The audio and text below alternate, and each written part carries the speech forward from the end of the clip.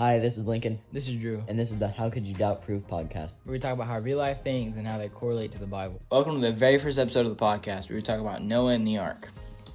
Everybody knows about Noah, the crazy guy building a boat in the desert, they would have said, had you asked. But they didn't know why he was building a boat. They didn't know the story behind it. So, Genesis chapter 6 says that people began to multiply on the earth, blah, blah, blah. Everyone was evil, all that good stuff. But there was someone among that bunch who wasn't evil. Noah. God chose Noah out of all the people on the earth to build something to save everyone for future generations. So, the ark, the boat that Noah built, was about 300 cubits in length, which is your forearm to your middle finger. And pretty big boat, right? Like, imagine 300 of those. So, he obviously had to fit a lot on there. Must have. You know, what else would 300 cubits be used for? And that a lot was a pair of every animal on the earth. So, I'm assuming, because I wasn't alive back then, that they mean everything. There could have been dinosaurs on the ark. We don't know. But, blah, blah, blah. That's basically chapter 7. Spent 40 days on the water. Sent out a dove to find land, and an olive branch was brought back.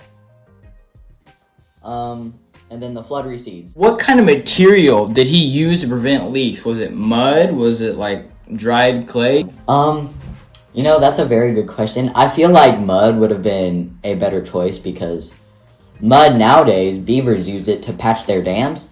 So, and I love animals, guys, so if I start talking animal-ish, don't get lost.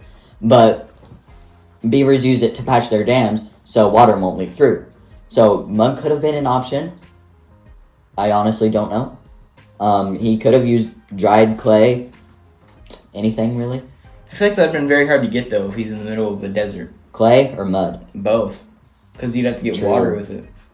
Another thing I want to talk about is dinosaurs. It does speak in the Bible of lizard-like creatures living on the planet during the time. And that would also explain why they are buried in so much sediment. Yep. And so far underground is because the water would have stirred it up. Mm-hmm. It is very interesting to me. And it is very, it kind of goes along with science, but it explains more that they are so far down than science would say. Yeah, most scientists say it happened rapidly, and that could have been the case, but it most likely wasn't. They were out there for 40 days. There could have been, who cares? But yeah, that, like Drew said, that's why they're so far down. We found proof that they exist. I mean, it's not like the fakeness of the aliens in Mexico, but I mean, there'd be so many sediments because of runoff from the rain from the mountains. Exactly. Because it does talk about mountains poking through at some point in time, but they eventually don't, which is why the bird at one point in time never came back with nothing. And then one of the times came back with a tree, and then last time it never came back because there was land. Land. And the ark landed on a mountain which was called Mount Ararat. Ararat. In modern day, It's Tinduric. Tinduric. Yeah, and which is, I can't remember what country it's in, but it is in the shape, or like the shape of a hull of a giant boat on a mountain, and it's a national park wherever it's located. I can't remember where it was. Do you know? No. No, I do not.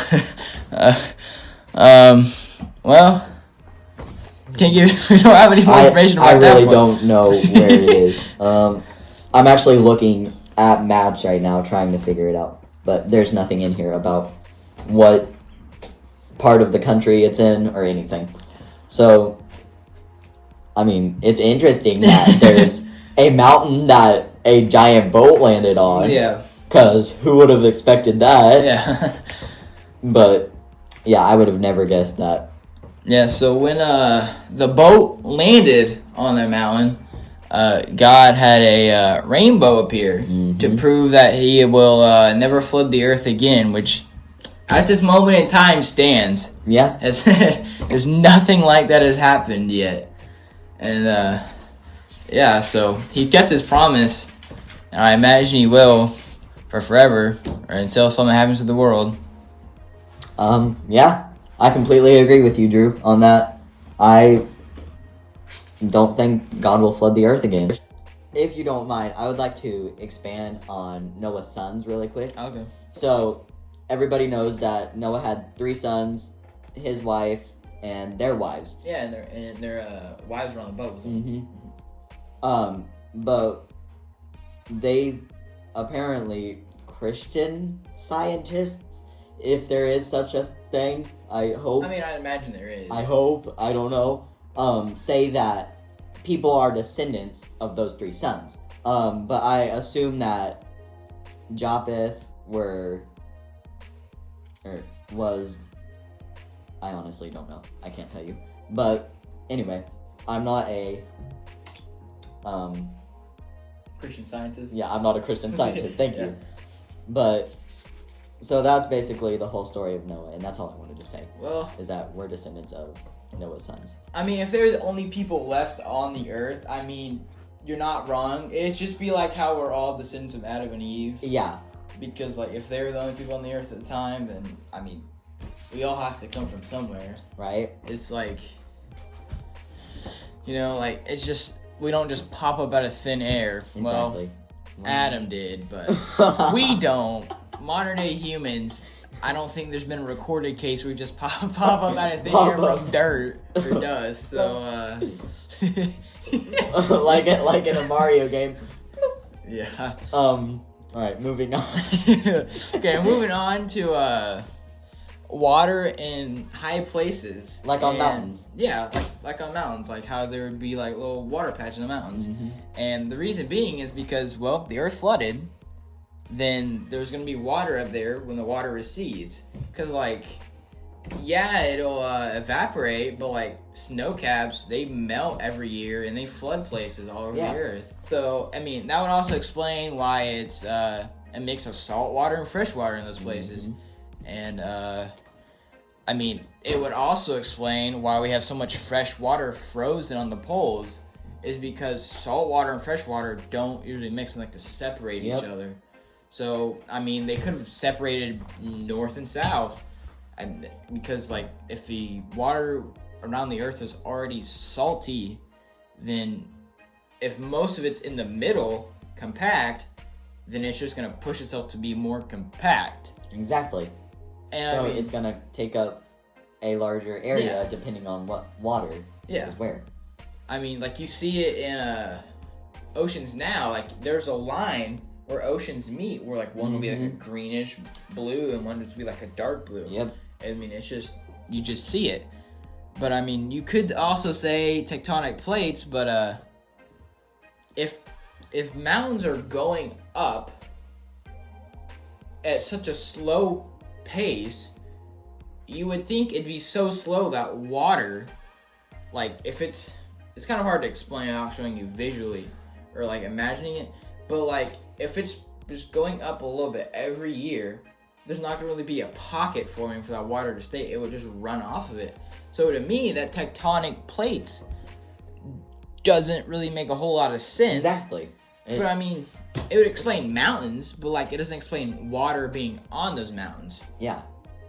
Because tectonic plates are known to make things do or go dramatically instead of very at a slow rate without or with deposits and stuff. So I mean, they go at a slow rate. It's just over millions of years, but, like, and like that the time thing of the Bible is a whole different thing, which we might get on a different episode. Yeah. But, like, it's just it just doesn't make sense how it would be like that. Yeah. Modern science doesn't clarify how the Earth would be that old. Like if I see They a just said, yeah, like, you can go. yeah, Go. they just said, "Hey, the Earth is this old. Believe us." Yeah, and anything I see that a scientist says, I always try to find a piece of how does this correlate to the Bible or connect to what Jesus or God has said to people that read down in the Bible, like. And that's what started this whole thing, is because we wanted to figure out why stuff like this is like this in modern day. We wanted to see why the ark would be on that mountain and why there would be a big deposit where a boat shape would be. Mm-hmm. But, I mean, we don't know. We can segment into a part that we want to do weekly, or every episode we do, where we talk about how real life world correlates to the Bible, or how modern day events, not necessarily correlate to the Bible, we just want to talk about them and acknowledge them. So we want to talk about Israel this week and what is going on over there. And there is a big part that plays in the Bible with that. It's in Revelations, I forget what chapter. But basically it says, Israel, my chosen people, will go through hard times and they will be all alone, no one to help them. So, which we don't want to scare you, because at the moment they are getting help. We don't want to scare you, freak you guys out or anything. But right now as we speak, they are having a war. But at the moment, it does not seem as hostile as it was when it first started. Like, they just released some hostages, 2 hostages from America. They the missile that hit the hospital was a misfire. They didn't even mean to do that. I mean, it's still sad that it happened, but that speaks to me that they aren't trying to. I can't find the right word. Yeah, I feel you. I know what you mean whenever you say that, but it's hard, like, to figure out the right things to say whenever we don't live over there and we don't know much about it. So, I mean, I read today though that they're about to open up a airport. Yeah, where they're gonna let people leave, which is good. Which is what they did in Ukraine, which is good. Which the Ukraine war is still going on. It's calming down a bit, which is good. Yeah. We don't need a major war happening. But on the Revelations thing, it does talk about Israel being in a major war, and that being a sign to end times. Mm-hmm. But at the moment, I do not think this is the war due to. I have no insight, so I couldn't say. Yeah, anything. yeah. I've read about this about every day, and so at the moment, Biden has actually done very well about helping them, and he's been sending resources to help. He's not in a very good mental or emotional state on a daily basis, but he's really not. But I mean, he recently has been doing fine. It's not like we have a choice on that. But yeah, he's been doing okay, in my opinion, helping them out. That's good. But normally, sometimes he's ditzy, and yeah, I don't agree with everything. But today, though, something great happened. They had aid arrive from Egypt, if I am not wrong. Let me look at this. I'm almost positive it's from Egypt. Hold on, I'm looking. Well, I cannot find it. Oh, there it is. Oh. A convoy of Egyptian trucks unloaded humanitarian aid to crossing the southern Gaza. Crossing into southern Gaza, which is now closed in. Yeah, so they got humanitarian aid, which is for, of course, people that are injured in the war or caught in the crossfire or whatever, which is good. Which they're gonna need more of it, but it's good because it shows that they can be resilient. I mean, it's not necessarily their resources, but it shows that they have some sort of help in this. So Israel helping or Egypt helping Israel. If only that happened in the Bible. Yeah. Oh. Yeah. Well, I do want to add on one thing is that I'm not a Jew. Neither am I. Neither is Lincoln, but we feel bad for him. Mm-hmm. We all agree that there is some sort of God. Yep.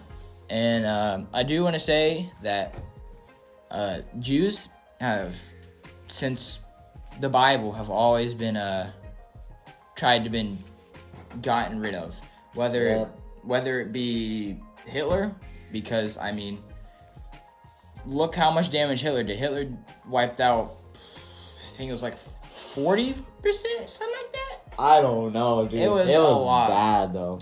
And to me, that speaks that Satan is trying to fulfill it without knowing what the fulfillment is. Yeah. Which will ruin himself. I mean, he's already ruined himself. He's a lost cause, basically. He keeps fighting, even though I think he knows deep down that he's screwed. Yeah, and he just can't win, but he's gonna keep on trying, which he shouldn't. But yeah, since the Bible, the Jews have always tried to been wiped off the earth. Yep.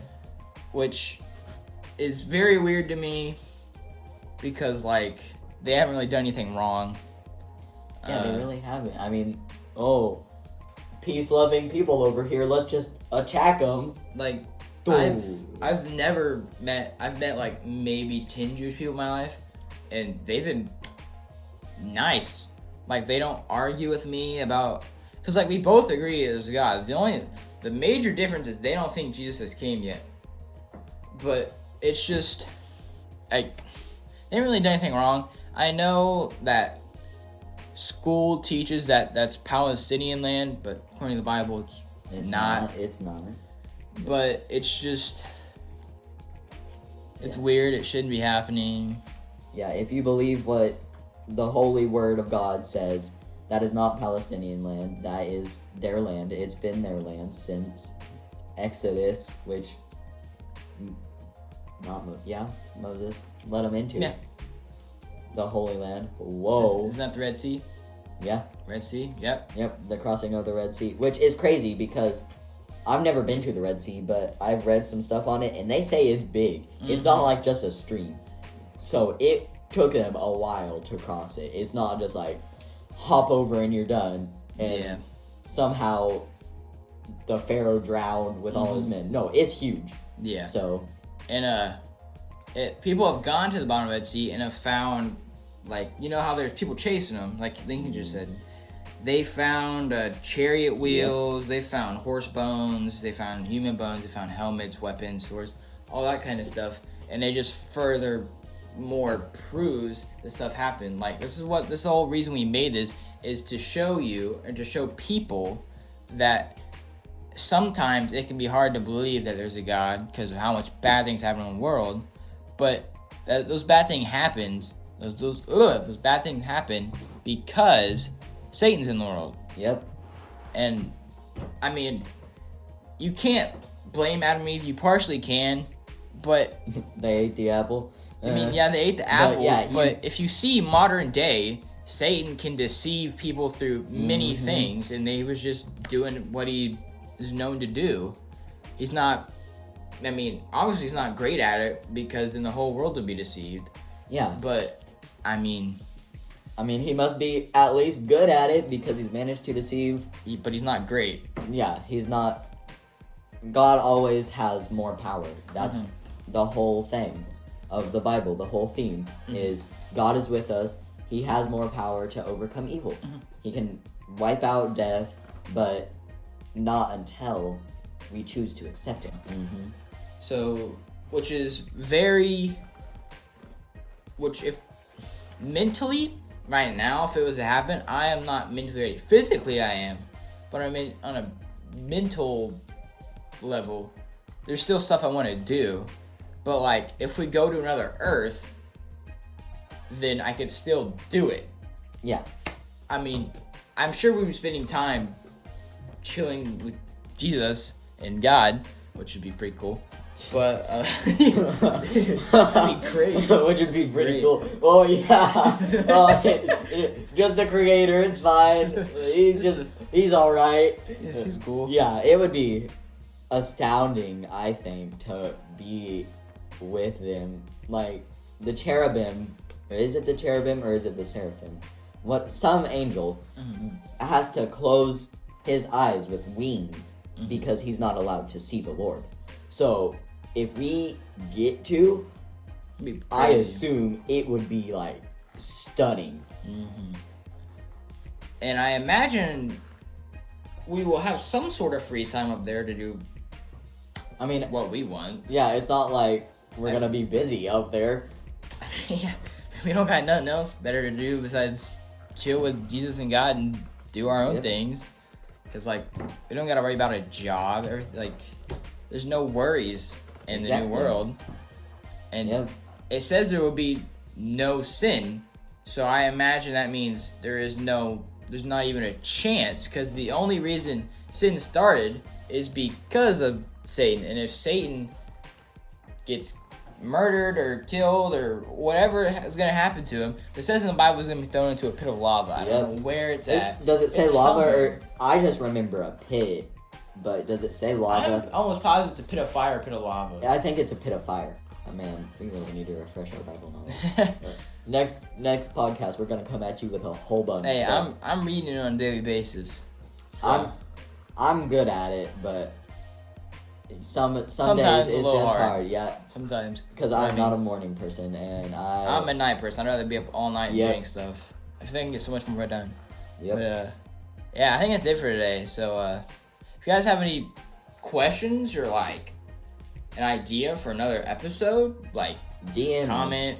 I think I have the email. Put it in the description. If not, I'll put it there. I'll also put it in the channel info.